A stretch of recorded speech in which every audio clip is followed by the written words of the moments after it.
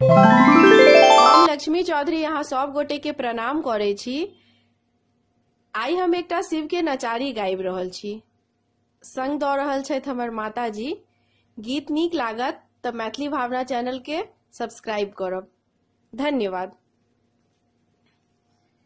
सबटा खाइए गेलै भांग, खूजी गेलै बसहा से खूजी गेलै बसहा, चिबाइए गेलै भांग। सबटा खाइए गेलै भांग, खूजी गेलै बसहा से खूजी गेलै बसहा, चिबाइए गेलै भांग। सबटा खाइए गेलै भांग।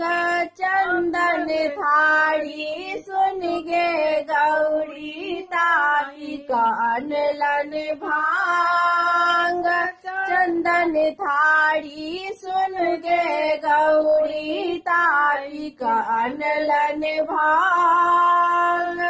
शिव के बसहा बड़े उत्पाती, शिव के बसहा बड़ा उत्पाती, खाइए गेलै भांग। सबटा खाइए गेलै भांग, खूजी गेलै बसहा से खूजी गेलै बसहा, चिबाइए गेलै भांग। सबटा खाइए गेलै भांग।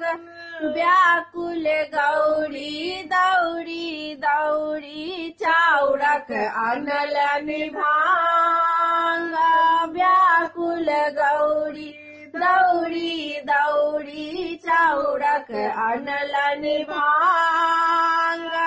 आही बाटे जेता बसहा, आही बाटे जेता बसहा, तोड़िए देवन टांग। सबटा खाइए गेलै भांग, खूजी गेलै बसहा से खूजी गेलै बसहा, चिबाइए गेलै भांग। सबटा खाइए गेलै भांग।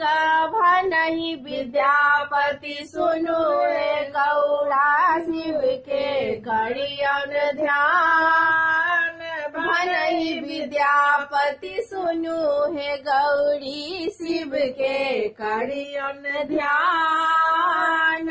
इहो भोला त्रिभुवन दानी, इहो भोला त्रिभुवन दानी, करथिन कल्याण। सबटा खाइए गेलै